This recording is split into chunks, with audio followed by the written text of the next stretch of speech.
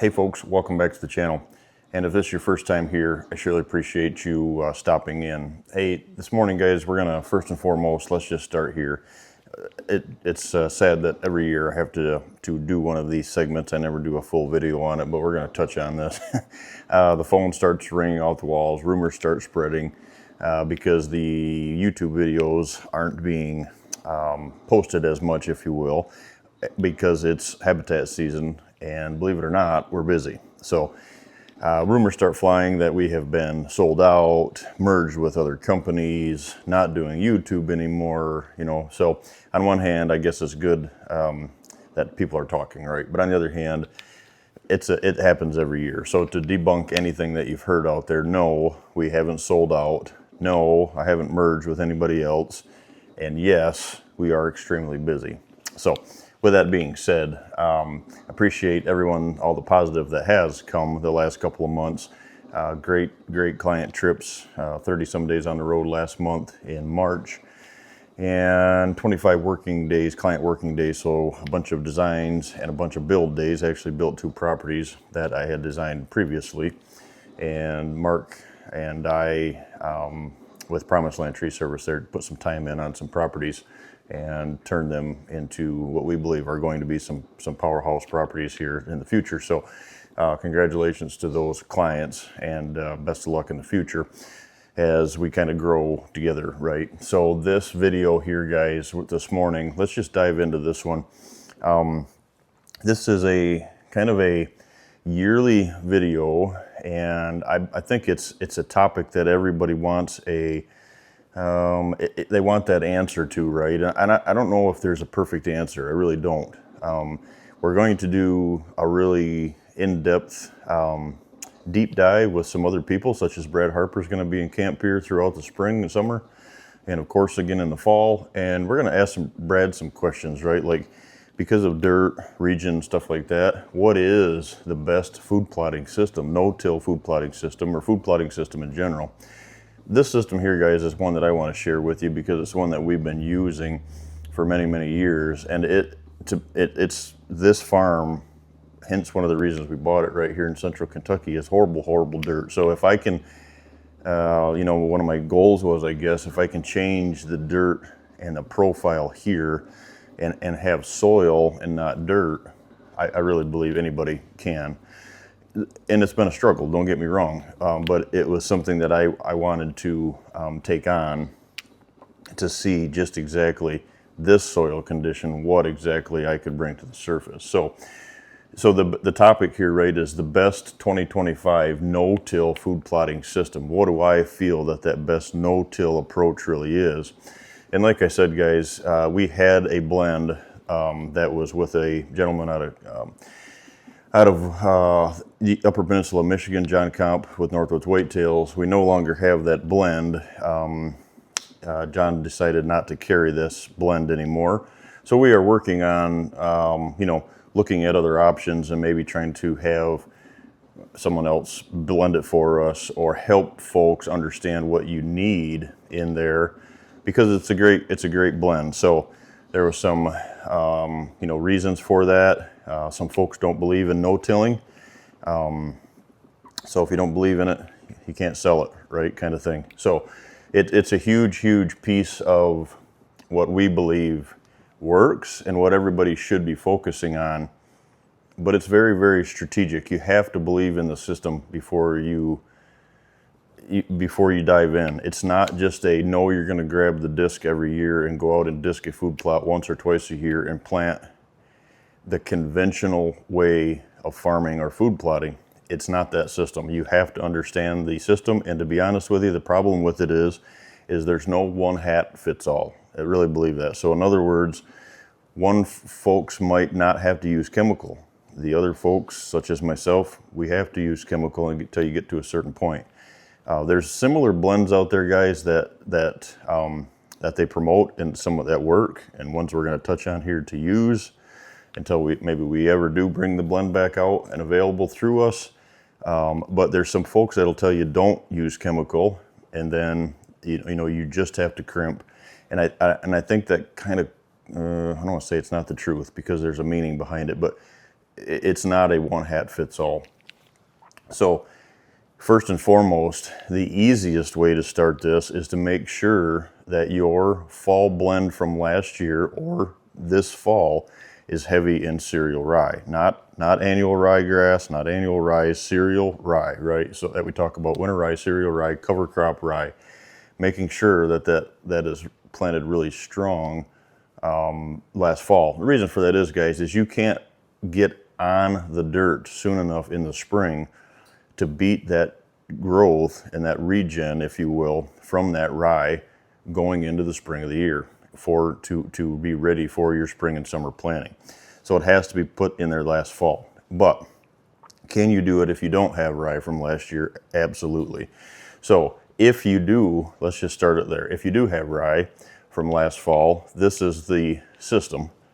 You would let that rye grow, guys, until, so Midwest, middle of May, Central Kentucky, middle of May.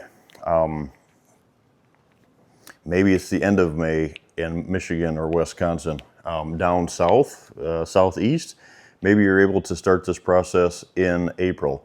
What it is, guys, is it's waiting until that, so a couple things here, right? Waiting until that soil is 65 degrees.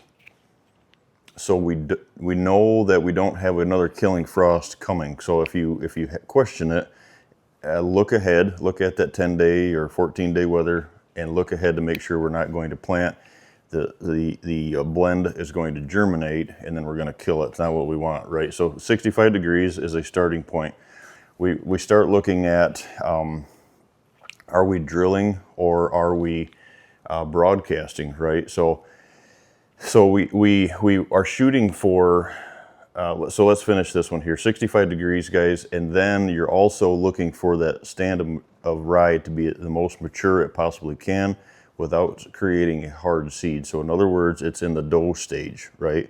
You should be able to walk up to that seed head, squeeze that seed, and it still should release a little moisture, because what that is then the rye stalk, it's very stemmy, right? That rye stalk is at its most vulnerable position and it's very brittle. So 65 degrees, try to hit the dough stage. If you don't hit the dough stage, you have to have a more aggressive crimper to set this back and or use chemical. So that's the first thing we look at, right? Then we drill or broadcast. The thing with the drill, guys, we all know this, right? It's the drill is probably, so I have my pros and cons about a drill, right? But the pros and cons, a pro about a drill is it's great seed to soil contact. The con about a drill is, averaging, let's just say I'm in 80 clients a year, 60 some designs, a dozen builds. I think last year I had 4 people that had a drill, and I've had as high as like 6 or 8. I may have had a year that I had 10 clients have a drill. So it's not, everyone doesn't have a drill, right? Because of the expense. You not only have to have a $20,000 drill, which you don't have to have, but you know, if you do, then you got to have a $40,000, $50,000 tractor in front of it, right? So it's a very expensive tool. Does it work great? Yes, it does. But the other side of that, guys, is not all ground, right, is actually drill worthy because it hasn't been farmed before. We're food plotters, right? We're not ag. We don't have rock picking machinery. There's just some parts. Upper Peninsula of Michigan is one. Mid-Michigan's horrible. My farm here, they have round rock up there. We have shale, right? My ground, I mean, I'm nervous to use a drill on this just because you really would damage. It would be a long-term fix, if you will, fixing it all the time. So some ground is great, right? Sandy Loma, Central Michigan, Sandy Loma of Southwest, maybe Central Wisconsin, something like that, right? Midwest, there's a place for it, but not everybody can afford it. Not everybody has it. Not all ground is worthy. Broadcasting, guys, so that's great, but you have to understand broadcasting and what you're doing. You have to apply. So with a blend, with these blends that we've been using, especially the whitetail driven blend that we had for the last couple of years, is we found the sweet spot was actually when you're broadcasting twice as much seed. Now some people freak out and that's too much seed, and what if it all germinates? Well, it's not going to, because seed to soil contact, some birds eating it, whatever the case is. But what we've ruled out is that is how strong you can plant it. Now, if your ground is really good and you can catch it between 2 rains, then I always say at least 30% more. So, like I said, this is part of the system that you have to have, open eyes, and you have to understand that it's not just a one hat fits all. So something to keep in mind, even if you're drilling a blend in this system, guys, this no-till regenerative ag approach, always remember that I still recommend going over 20% to 30% more than what the bag tells you to plant on a drilled rate. So keep that in mind. If they're telling you, and we have found that it's 30% more on drilled, 50% more on broadcasting isn't much. So, well, that's a lot of seed that costs a lot of money. These are things that I hear. You could plant, I think I had it figured out one time, I could plant 30 years of food plots before I even came close to owning the price of owning a drill. So pros and cons, yes. Plant into that standing rye, right? Like we talked, guys. I think a lot of folks try all these different things, and I'm going to share with you what's worked for us. We wait.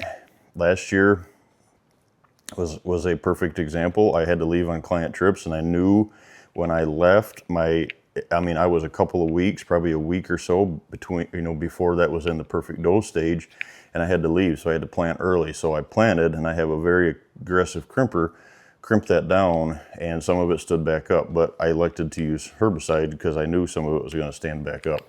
So the perfect thing is waiting until that's right, and then planting into that standing rye, right?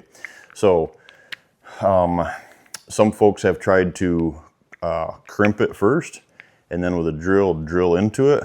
Some say that the drill doesn't work as good because it's riding on top of the drill, and sometimes it doesn't cover, it leaves. So doing that right is it actually exposes, it cuts holes through, if it does cut holes through the rye, and then your seed trench is open, it's not covered. So what we have found is leave it standing. Then what you do is you drill right through it, or you broadcast right into it, right? At your preferred or recommended or preferred drilled rate. Once you have found that sweet spot, is it 30% more, is it 50% more, like we talked, right?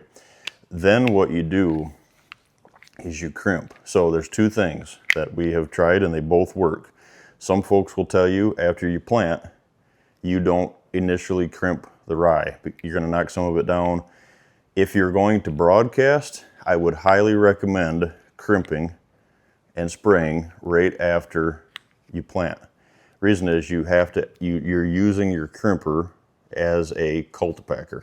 You're trying to set that seed as best you can, and by putting the rye down on top of it and then running a crimper over it, you're crimping and kind of cultipacking your rye is helping push that into the ground.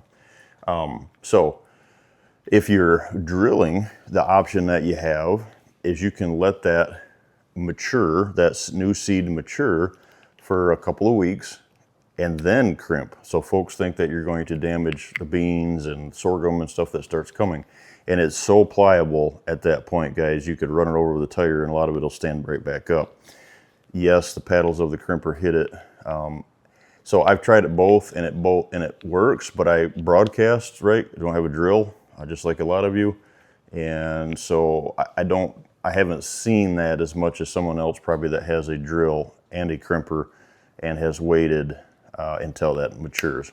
And it works. I've seen it work. We've done it, and it works, right? But I don't, if you're going to broadcast, don't do that. So seed into the standing crop before you touch it. Don't spray it. Don't do anything. Just seed into it, then broadcast into it, and then crimp it right after, and then spray it if anything is in that plot from last fall, other grasses, weeds, broadleafs, grasses, whatever that case is, crimp it and set it all back, and you're kind of, you're not going to kill a lot of your clovers from last fall and stuff like that, because you're pretty much just spraying it on the top of the rye. Now you are going to kill some of it, don't get me wrong, but so this is where it gets specific, right? Like if you crimp it and there's just a bunch of other grasses, also rye, right, is a grass.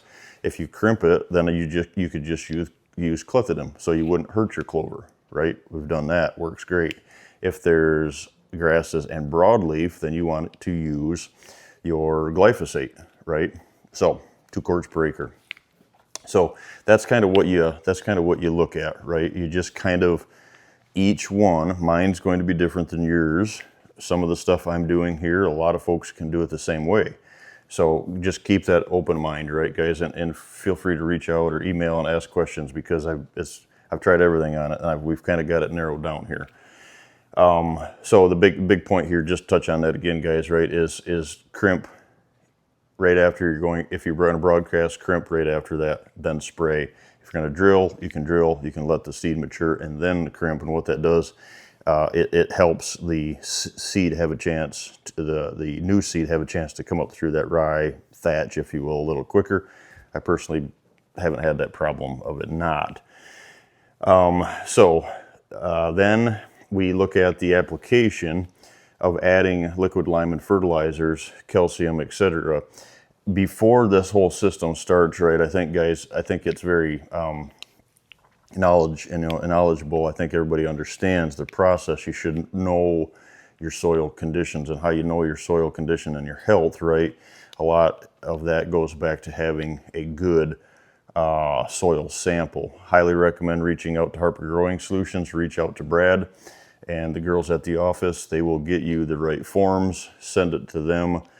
They'll get you the right stuff, send it to them, and then it goes to A&L out of Indiana. Comes back to Brad that way. Brad will not sell you any of this full spectrum products without knowing what you need. The other white jugs out there will just say, sell you just by the acreage, right? He's going to sell you by the acreage, but he's only going to give you what you need, not what you don't. And maybe instead of just a bunch of lime, he's actually going to, which is his product, right? We've talked about that before, is actually lime, not, junk. So he's going to give you calcium, liquid fertilizer maybe, and the liquid limes. So something to think about, guys. So that's the system, right? And then we just put an emphasis on this parcel down here, more per acre. In other words, Brad knows the system that we're doing, guys. So if you reach out to him and tell him that you are watching the channel, and maybe Doc Grant Woods is another one that does blends, guys. His system is very similar to this, but we had little bit different seed blend because of the north and south regions. I use glyphosate and or clethodim, and they don't, kind of thing, right? So just here is the biggest point. If you're going to use your liquids for fertilizers, you're going to want to use more liquids per acre. And the reason is you now have a thatch layer. So when that rye dies and starts decaying, right, it's releasing green manure, if you will, back into the soil. The problem with it is it also dries out. So when you spray your liquid fertilizers, it's releasing, but it's also sucking up and holding your liquids. It holds your liquids until it dries out enough, starts breaking down, and releases. So how do you cure that? This is what we do. We wait till the dough stage, right, close to it. Then we plant. Then we spray our herbicides if we need it, and we come right back within the same day or the next day, and I'm putting my liquids on that I need. And the reason for that is, we're doing this all ahead of rain, of course, but we're doing that because the stalk of the rye is still green, so it's not a sponge at that point. So we're flushing it. We're using way more water, right? So I use, for example, guys, I use my 45-gallon sprayer. So let's just say there's a gallon of a mixture or 2 gallon of a mixture that needs to go on that plot, that acre. Then I'm using my whole 45 gallons. I'm putting Brad's full spectrum products in there. And then what we're doing is I'm filling that whole tank up and I'm putting all 45 gallons on that. And because the reason is I'm just flushing it through. A lot of water, but it's not the common system, right? There's tricks that we've learned, and what that is, you're just flushing it. You're flushing it past the thatch, and that's what's worked, because we had that, and it did soak that up. And Brad and I found that, and so going into the next fall, you could see that it released, because all of a sudden the plots just went boom, just went green, right? But it held it. So we don't want to hold it with them new plants. We want to give it to them just as soon as we can. So that's the summer planting.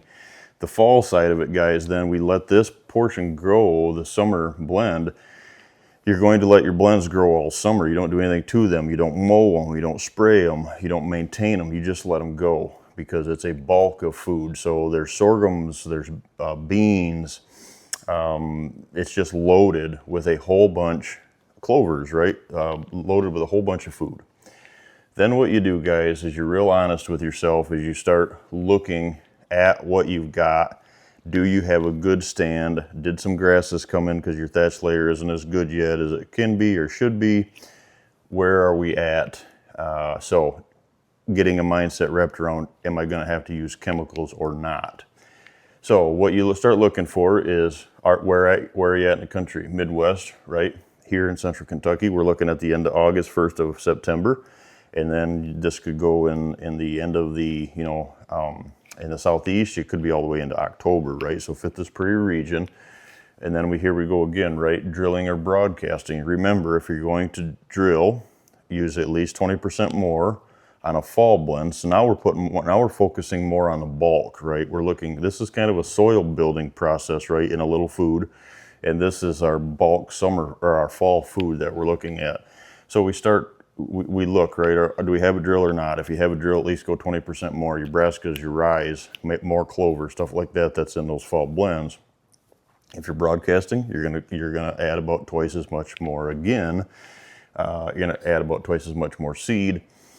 And then we start looking at plant into that standing crop, just like we did over here. But this was rye, right? And maybe some garbage or grasses or whatever the case is. And now we're starting to look at and leftover stuff from the fall blend. Now we're starting to look at planting into a living crop, right? A crop here that was from all summer.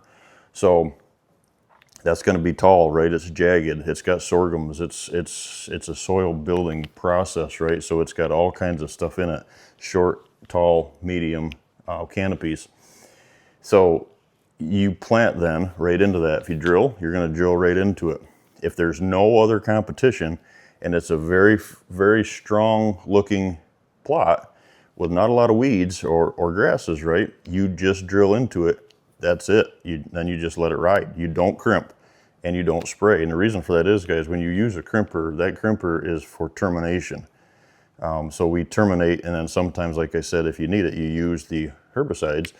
But that crimper is terminating. So if you crimp, you're going to terminate all of your summer food, except maybe your clovers or something like that just pop back up. So remember that, guys. If you have a drill, you might be able to just seed into that, drill into that and let it ride. If you're broadcasting, then what you have to look at is, can I get enough good seed to soil contact? So if you are going to catch a really good rain, if you have to wait a week longer to do this, ahead of a really good rain, then I'm waiting a week, because that is what's going to set your seed in stronger with broadcasting. So you don't have to crimp. But if you have to crimp, there's a bunch of competition. There's some weeds and some grasses that got in there. Maybe your summer blend got picked through a lot, right? And they did eat a lot of it. Then what you do is you broadcast, you crimp, and you spray again, right? And you're setting it all back. But your seed's not exposed. You're not wiping the plate clean, as they say, right? You're not taking all of it away, because you're not going to kill all of that, because your thatch is going to protect some of it. So are you going to knock your sorghums over, stuff like that? Yes, but that seed head will still be on the ground. They still will eat it eventually when it dries out. So don't crimp in the fall, right? Unless you have to. Don't spray in the fall unless you have to. So during this process, you're not going to get to the fall blend planting time and say, it's a bunch of grasses in here, I'm going to disc it up and we're going to start over. That's what you're not going to do. Even if it's not the perfect crop and it's still woolly, you're still just going to seed into it, whether it's drill or broadcast. Maybe you got to spray then. Maybe you crimp it, maybe you spray, but you never disc it again. That's the point, right?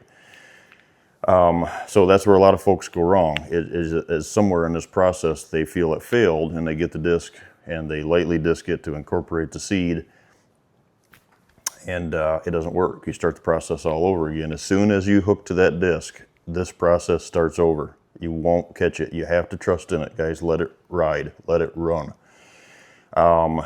Then we're looking at adding liquids again, like we did here, adding liquids. Contact Brad. So what I've been doing here is we've been doing summer applications ahead of our spring planting, and I'm doing more application again going into the fall planting. And it's worked great because it's about the time that this starts releasing, if it is held up and it starts feeding the plant and the plant needs more, because all your summer blends, we used it, we go into here, that starts releasing it about that time. The power of your summer blend starts weakening a little bit, if you will, and then we're adding new seed and we're giving new liquid lime and new fertilizer through Brad, bumping that up again, and we're off and running, and it's worked great. So the trick of this now in this spot, guys, can be is if your fall blend or your summer blend, when you're planting your fall seeds into that, is real tall. How do you get that spray? That can be the tricky part of it, because you're probably going to have to maybe find someone with a tractor a little bit taller, or redo your boom so it's up taller so you can get over it, because it won't spread as far as much. So I've done that. When what we elected to do is, instead of just going down through it one way, what we had done is we spray one way and then we cross spray it. So you knock a little more of it down, but you get more of a chance to get your fertilizer on there, because your boom just gets blocked, your spray bar just gets blocked by, you don't have the coverage, right? You can't get it, can't get it out there as you would as if it was all down and flat and you go over it and maybe you've got 20 foot of spray area. So that can be a struggle, something that you'll have to look at. So what we've been doing, guys, is this. We've had the best luck with, when we're broadcasting, is to plant, crimp, and spray in both of these settings, early in the spring and then right back again. The downside of that is you take away your sorghums, your fall food that you planted here. It'd be just like having corn planted here, and when the corn's at its best and the most powerful is in the fall, that'd just be like going in and crimping or mowing or disking your food plot, right? That's the downside of it is. But like I said, the power of it is those seeds on the sorghum are pretty mature at that point, and they will lay on the ground, and then they do still eat them. I have found, even though knocking them down, they do still eat them when they start drying out. So if you don't have to do that, right, if you can just seed, the goal is to get the thatch as strong as you need it, ground coverage, so we're suppressing weeds and grasses, so we only have a pure crop. So when you get to the fall, you can look at that stand and say, it looks great. I've still got a lot of summer food, building soil, and then we just plant that summer blend into it, whether you're broadcasting or drilling, and you don't have to do anything else. You don't have to crimp it, you don't have to spray, then you don't have to worry about all these things that could pop up, right? So, but liquid fertilizer still, it'd still be great to do that. That's where the drones come in, guys. We're going to be doing some. We did some last year here on the farm. We've got a good friend of ours that we've become good friends with here. He's out of the Lexington area that's got the drone, and he's going to be coming in, and we're going to try some of this from above with the drone this year on spots that we feel that just, you know, we don't want to run them over and we can't get that spray coverage that we need. Maybe we can do it from above. Then you don't have to crush any of it, right? So, and then what we're looking at, guys, right here, so to finish that, right, spray more, plant more in this system. And then what we're looking at, guys, right here is wait 30 days and then be real crucial of yourself, real honest. Look at that. If that plot is struggling at all because of the droughts, because of deer browsing pressure, whatever that case is, be real honest with yourself. And your goal is, if all else fails, to have a great stand of rye, as best chance that you can give that area to have a green look and traction with cereal rye. So maybe it's plant up to 200 pounds an acre, 250 pounds an acre of cereal rye. And yes, you just top dress it right before a heavy rain, let it pound in there in the ground. And the process and the thought behind that, guys, is this. The quicker you can get your rye established and big and beautiful going into the fall, and have the tonnage there as far as the planting, you're going to have this here in the summer to work with. So then you have a great stand of rye to crimp down, and it's that real airy thatch going into this side next year. And then you're not going to have near as much competition, weed competition, and grasses.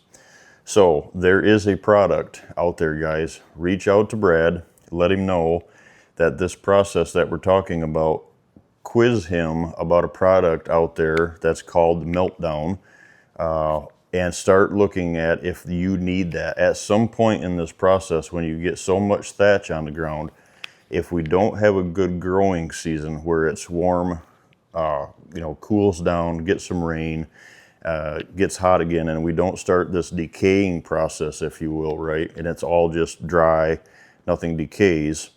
You could build a whole bunch of thatch that's too much, and your seed then has struggles getting through it after you plant.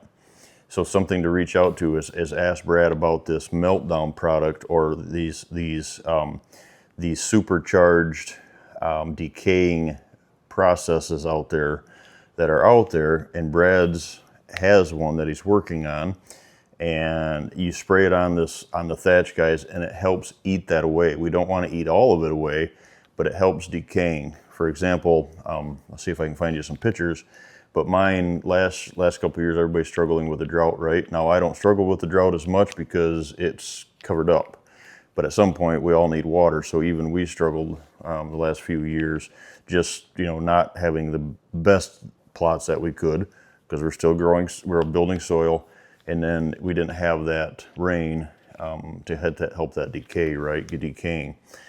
So the thatch holds the moisture when we do get rain, guys, but so that helps the growing process. When everyone else's plots are drying out, yours won't for at least a week or two, but you have to get rain at some point.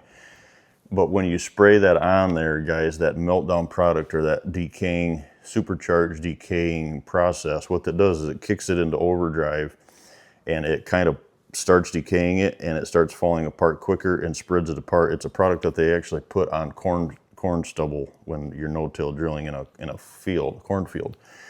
So your corn stalks just blow apart, right? Our thatch is the same way. We want it to start decaying. Then when we plant next summer or next fall, or wherever you're at in the spectrum, it has a chance to poke up through that thatch. So that's not a situation that you have to usually worry about it for a year or two, but it's not a bad product just to have in the tank at all times anyway. So here is what we feel, guys, the no-till side of this. This is the system that we have tweaked. Yes, we have struggled, right? We're still learning. I don't know everything about it, but I can tell you guys, this regenerative ag, always having the plots covered up. I can show you pictures of what it looks like right now. Our plots are striving even versus hayfields across the roads that have been fertilized with commercial, and hayed for many years. And our food plots are striving, they're green. Friends in the local areas, their plots look like dirt, right? So we've got some new plots that are behind. But this process, guys, will work if you believe in it, if you trust in it. You just have to put your focus forward. Don't listen to all the nonsense that's out there about no-tilling. So I'm going to touch on this, guys, right now. No-tilling is not lightly tilling and then using a no-till drill. There's a lot of people out there that use a little disc to just fluff up the ground a little bit, thinking you're going to get better seed to soil contact, and then they're using a drill. A lot of them are using a seed drill and calling it a no-till drill, but their theory is we're not disturbing it a lot, we're just using a little bit of tillage in a no-till drill. If you are tilling at all, you are not no-till drilling. Really believe in that, guys. You have, like I said, there's a difference between a no-till drill and a seed drill. A seed drill is meant to put seed in the ground after you till, right? That's not no-tilling. A no-till drill is for this situation. With the coulters, it cuts through that, and it's not meant to use in tilled dirt. So if it's no-till, it's no-till. If it's not, it's not. Don't try to blend these two and marriage these two together, because it won't work. You'll run into struggles. The whole process of no-tilling and have our soil covered up, guys, a lot of the reason is behind it is to keep it covered, keeping our soil cooler, keeping it from eroding, and getting us through the drought and holding on to the moisture and having green manure released back in. So you can't say that for a disked field that's blowing away in the air when you're disking it, runoff, all of this. Yeah, you probably have great seed to soil contact, but what if it doesn't rain? What if it rains too much? There's big names in the industry, guys, that I watch every year that have multiple farms, hundreds of thousands of dollars in equipment. Go out, till these farms, don't catch a good rain or catch too much of a rain. Let's start there. Go out, and then they're making a YouTube video because half the farm, half the fields are eroded, and they're planting again. Is it a huge deal to them? Well, it sucks, right? But it's not a huge deal to them because they're probably getting a bunch of seed for free. That's not the you and I's of the world. So really make sure, if you're going to do this, and I'm not saying that this is the only way to do a food plotting program, but it's, to me, when we're talking about no-till, it's the best way. If you're looking at a seed blend, guys, buy a blend. So where do you buy it, right? If you can't get it through us now, where do you buy it? Green cover, guys, their summer release and their fall release, which Doc Grant Woods has coined and been working on for years. It's a great system. There's another one out there through, it's the old Buffalo Seed system. And that one is available as well. There's many blends out there, right? So I'm a big believer in the blends for these reasons. But do you need a blend? Do you not? I get folks all the time saying, hey, my soil's great, I don't need a blend, I don't need to build soil. But it goes beyond that. I don't care how healthy your soil is, guys. If it's not covered up, if it's not living, if it's not working for you, it's all for none. I've seen the darkest, beautiful looking soil that you've seen ever. Illinois, we've got one spot in Illinois, around the Liberty area. If anybody's watching that from that area, that soil is what we call carrot ground in Michigan, right? It's black.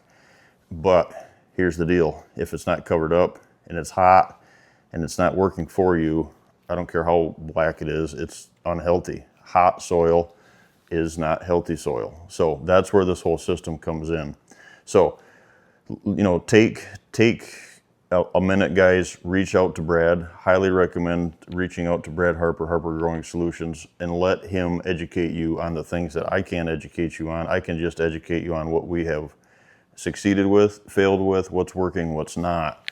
But I think we've got it pretty dialed in now. But like I said, you got to believe in it. We believe in it. We're going to continue to use it through someone. And I highly recommend that you guys do the same thing too. Thanks, guys.